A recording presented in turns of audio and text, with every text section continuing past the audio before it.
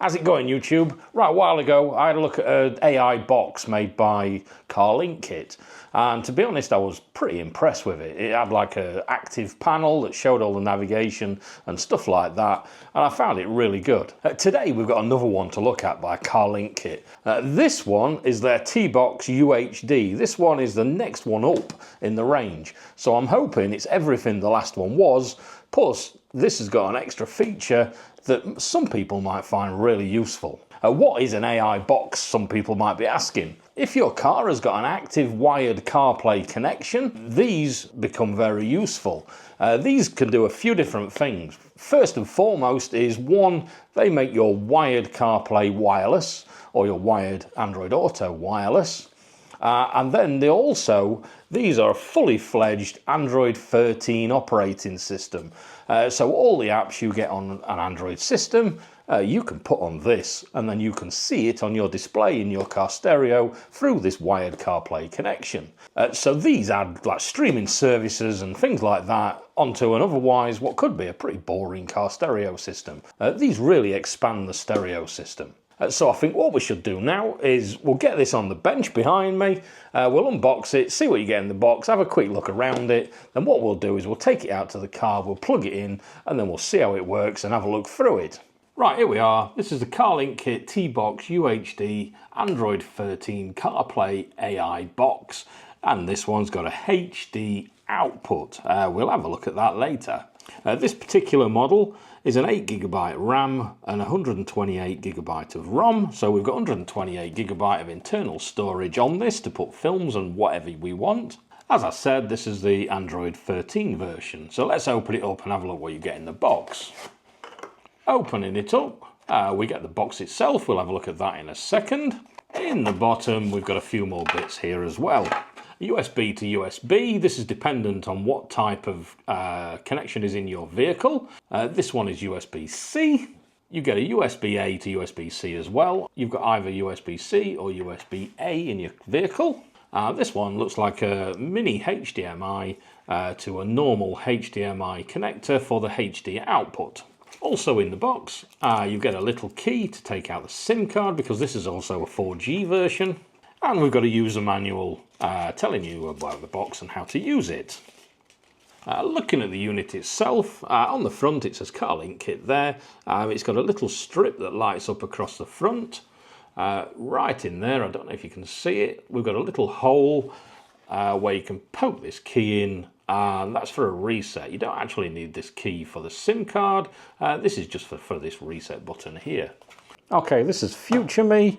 This little pin here that I said reset it when you put it in this hole, it doesn't. What it does is it changes between an Android Auto and a CarPlay connection.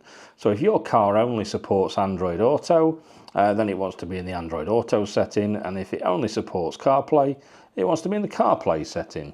As you can see there, probably, it's got a little blue light at the minute. According to the instructions, that's for Android Auto. What you have to do is you have to press it and hold it for a few seconds, and it switches over to CarPlay and then restarts. That's how you connect this to your vehicle if it only supports CarPlay or if it only supports Android Auto. Your phone, you can connect either to this, it doesn't matter. On the side, we've got USB-C in, this is for the power.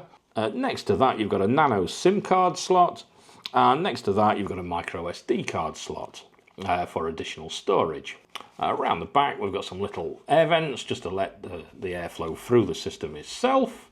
And on the other side we've got the HDMI out, the mini HDMI, and we've also got a USB for inserting extra devices. So if you're wanting a gamepad or a keyboard or anything like that, you can plug it in there. As I said, this runs on the Android 13 operating system, and it supports wireless Android Auto and wireless Apple CarPlay.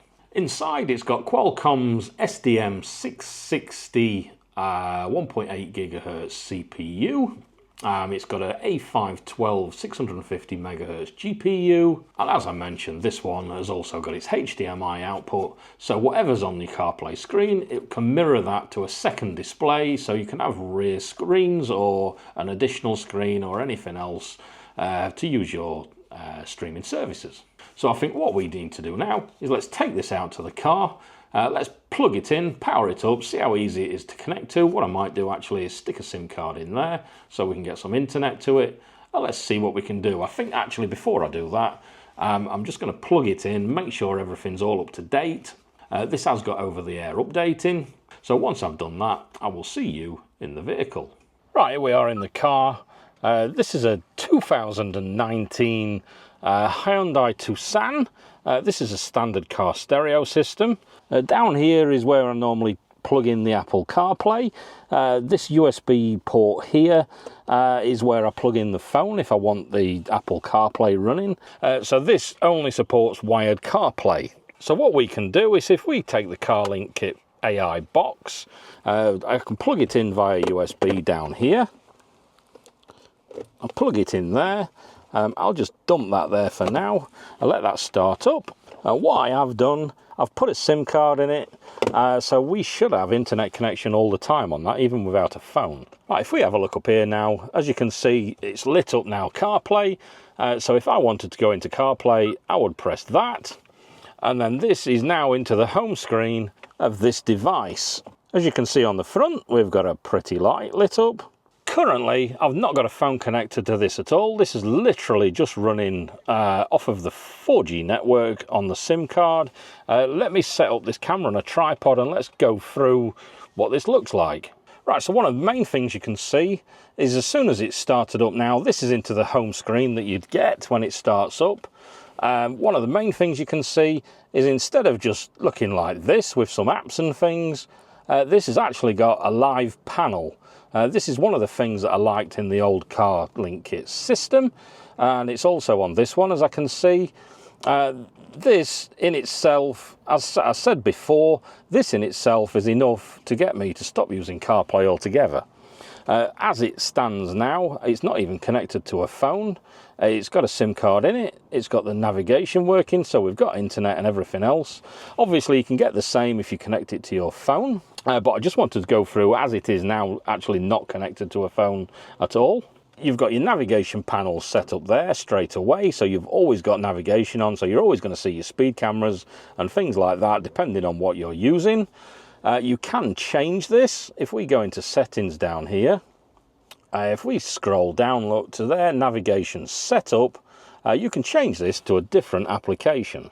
So if I go down to Waze there, and I can change it to that, change this one as well.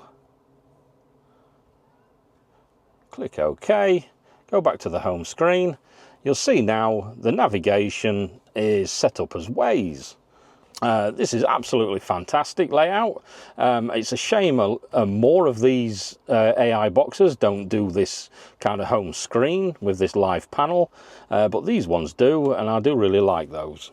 Whilst we're on this screen, if we press and hold any of these 4 apps here, as you can see there, you can get rid of those and change it and bring in a new application. So if I press the plus, I can bring in any application I want. Say I want Netflix, and then I've got Netflix set up on there. So this is like a little shortcut area that's set up over on the left. On the top left up here, this is your now playing. Obviously, we've just discussed this. This is your live panel. You can set this up to whatever you want. Down the right hand side, there's your last used applications, and down at the bottom here is your full application list. So if we go back to the home screen, let's have a quick look at some of the settings. You've got your usual settings for Wi-Fi, Bluetooth, everything else. If you press more, this is your standard Android settings. Whilst we're here, you see this little dot. You can press and hold and move it around to wherever you want.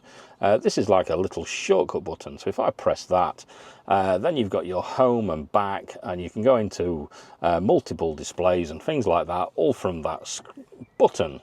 That always sits there, and when it's not in use, it kind of fades away. But you've got quite a few little shortcuts and things from there. If you go to display settings, we've got the LED color settings. That's for that little colored bar that's on the front of the actual unit itself. We've got it now so it just scrolls through a few different colors slowly. A floating button, which we've just spoke about, you can turn that off if it gets on your nerves. And then we've got some few other different types. You've got a launcher style there, so you can change the entire look of how it looks. So if we do the other style, this is back to the classic kind of display that you normally see across these type of devices. But obviously we don't want that one. We want the one with the live panel. That's much better. So if I find settings again, go back to the other launcher style, this is the one I like, with the live panel. Obviously, one of the advantages of this system, one of the main advantages of this system, should I say, apart from the CarPlay, AutoKit does the CarPlay and the Android Auto. We'll have a look at that in a second. But obviously, one of the biggest advantages is if you've got the Play Store. So you can download any apps that you want. For example, if we go across to the apps, there's a few I've downloaded there. I think I've downloaded Netflix and a few others. We've got Subway Surf there. Let's start that. So if you want to play a game on this system, you can even do that. As you can see, it's nice and responsive, and it's working perfectly fine. So if you want to play games, you can even play games on it. I'm doing quite good at this, aren't I? Right, so back out of there. And obviously, along with the applications, comes the usual streaming services. If you're parked up and you want to watch YouTube or anything like that, you so can. As you can see there, we've got a nice... Hey Joe, let me turn that down so you're not listening to me twice. But as you can see there, we've got a nice HD display, and you can watch Netflix or anything else or any of the other streaming services you so wish. We use this little shortcut button to get back. So without going into loads of detail about everything and just boring everybody, you've got a fully fledged Android system there. The next thing we can do is we can connect the phone to it and start up the CarPlay system. You see there down at the bottom, we've got Tbox Ambient.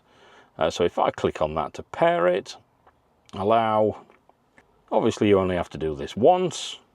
If we go into AutoKit now, and what it should do is it should connect and start up the CarPlay. Ignore that, that's my vehicle telling me I'm reusing my battery.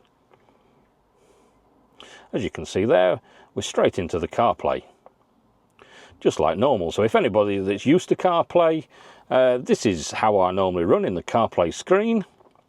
But as you can see there, you've got everything like you normally have in your CarPlay, and it's exactly the same for the Android Auto. And as you can see, we're running wireless. To get back to the Carlinkit software, if I press that car there, that takes us straight back and we go back into the Carlinkit software. So I think what I'll do now is let's go back home, let's get in the camper, let's plug in this HDMI second screen bit. I've got no second screens in this vehicle, but in the camper I've got another screen, so we can have a look at a decent use for this HD output. So let's go and I'll see you back in the camper in a minute. Right, here we are in the camper. Let's pretend this Car Pure Ride system here is our CarPlay in the vehicle. I've got the box plugged in there, look, as you can see it's all powered up and the lights have come on.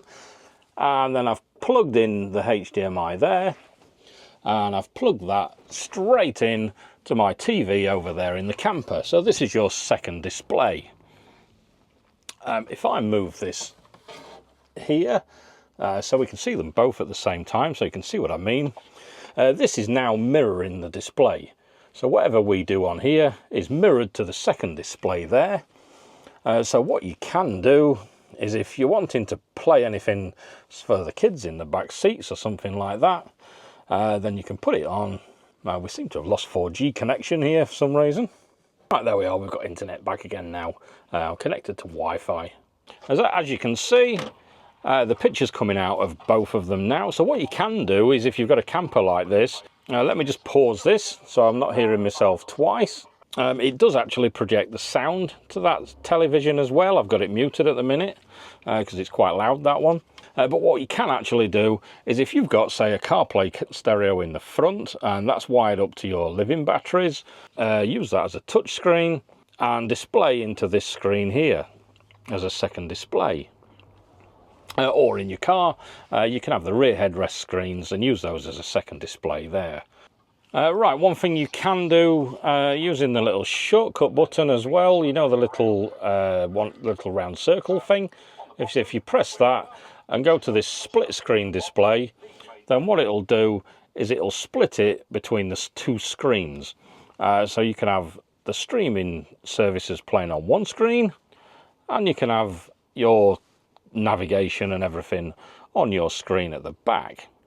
I've not quite figured out how to control everything on the second screen properly, doing it this way with the split screen, so I won't go on about that too much. I'm sure there's a way, I've just not quite figured it out just yet.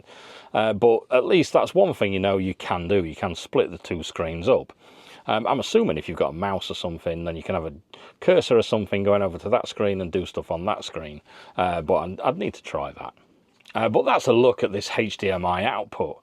Right, and that was a look at the Carlinkit UHD Tbox. Another great system by Carlinkit. As usual, I'll put links down below where you can check out these for yourself. If I've got any discount codes or anything, I'll put those down there as well. But these are quickly becoming my favourite AI boxes, mainly because of that active panel, so you can see all your navigation and stuff like that, so you can actually see useful things on your screen when you're at the home page. So check out the description below so you can check out these things for yourself. So like the video if you liked it. Comment below anything you want to say. I do like reading your comments. And I will catch you guys in another video. Cheers.